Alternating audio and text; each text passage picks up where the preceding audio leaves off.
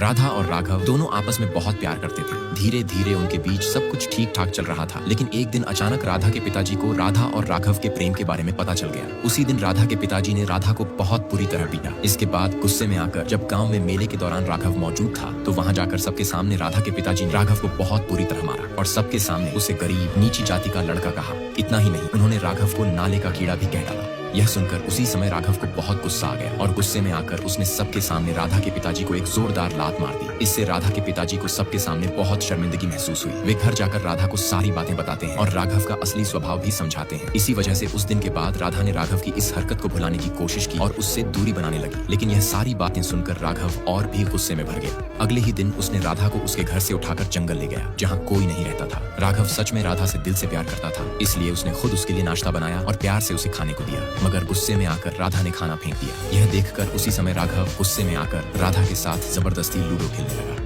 राम एक बहुत ही सीधा सादा लड़का था। राम की माँ उसकी खुशी के लिए रोज भरतनाट्यम का नृत्य सिखाती थी, लेकिन राम के पिताजी राम को बिल्कुल भी पसंद नहीं करते थे, क्योंकि राम के पिताजी पहले ही किसी और से शादी कर चुके थे। इसीलिए छोटी छोटी बातों पर राम के पिताजी उसे पीटते और डांटते थे। फिर भी राम सब कुछ चुपचाप सहता था, लेकिन हद तो तब हो गई जब राम स्विमिंग पूल में नहा रहा था। तभी उसके पिताजी ने उसके साथ गलत व्यवहार करने की कोशिश की। उसी समय राम की माँ आ गई और उन्होंने राम को बचा लिया। फिर उसी दिन राम की माँ उसे लेकर गाँव चली गई। गाँव पहुँचने के बाद राम की माँ उसे खुश करने के लिए रोज फिल्म दिखाने ले जाती और उसकी खुशी के लिए भरतनाट्यम का नृत्य भी करती। लेकिन एक दिन रात को उसके पिताजी द्वारा किया गया कांड राम को इतना डरा देता है कि वह उदास रहने लगा। राम की माँ उसे खुश करने के लिए उसे घुंघरू पहनने को कहती है, लेकिन गुस्से में राम घुंघरू फेंक देता है और वहाँ से चला जाता है। यह देखकर राम की माँ को बहुत बुरा लगता है। इन्हीं सोचों में डूबी हुई राम की माँ बैठते बैठते अपनी अंतिम सांस ले लेती है। अगली सुबह जब राम अपनी माँ के पास आता है, देखता है कि उसकी माँ अब इस दुनिया में नहीं रही। यह देखकर राम फूट फूट कर रोने लगता है। फिर उसकी माँ का अंतिम संस्कार कर दिया जाता है। इसके बाद राम पूरी तरह से अकेला हो जाता है। फातिमा बचपन से ही एक नटखट लड़की थी। इसी कारण वह रोज बारिश में भीगते हुए अपनी सहेलियों के साथ फुटबॉल की कमेंट्री किया करती थी, क्योंकि बचपन से ही उसे फुटबॉल का बहुत शौक था। जब भी टीवी पर फुटबॉल का मैच आता, तो फातिमा सोफे पर लेटकर पूरा मैच देखती और खुद ब खुद कमेंट्री करती रहती। धीरे धीरे समय बीतता गया और फातिमा बड़ी हो गई, लेकिन बड़ी होने के बाद उसने अपने बचपन वाली आदत नहीं छोड़ी। टीवी पर मैच देखते वक्त वह अब भी खुद ही कमेंट्री करती थी। फातिमा की इस तरह की बकबक की वजह से उसके माता पिता ने उसका नाम मजाक मजाक में बकबक रख दिया। इसी बीच एक दिन फातिमा का भाई श्यामा एक फुटबॉल टूर्नामेंट का आयोजन करता है,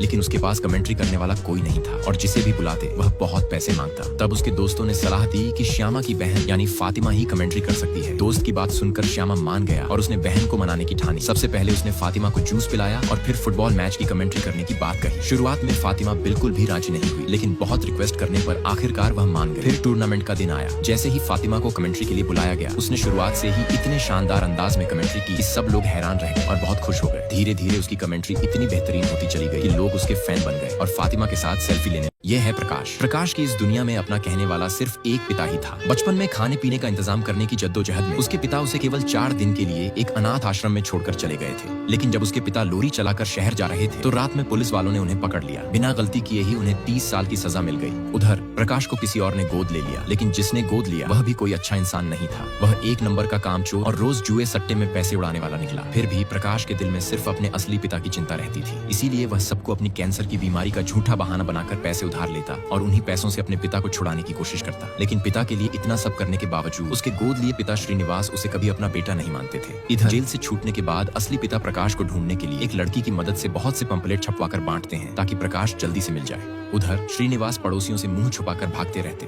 क्योंकि उनके जुए और गलत कामों की वजह से पड़ोसी उन्हें जेल भिजवाने की धमकी देते थे। जब प्रकाश यह सब देखता, तो अपने पिता श्रीनिवास को समझाता, पिताजी मैं तो कमा रहा हूँ, फिर भी आप क्यों इन बुराइयों के पीछे पड़े रहते हो। इस पर श्रीनिवास गुस्से में कह बैठते, तू मुझे सिखाएगा, तू एक अनाथ का बच्चा है, तुझे घर लाकर अपना बनाना ही मेरी सबसे बड़ी गलती थी। तेरे जैसे बदकिस्मत को लाने की वजह से ही आज मेरी यह हालत है। पिता की यह बात सुनकर प्रकाश अंदर से पूरी तरह टूट जाता है, लेकिन फिर भी बिना कुछ कहे चुपचाप आंसू बहाता रहता है। नेक्स्ट पार्ट के लिए लाइक और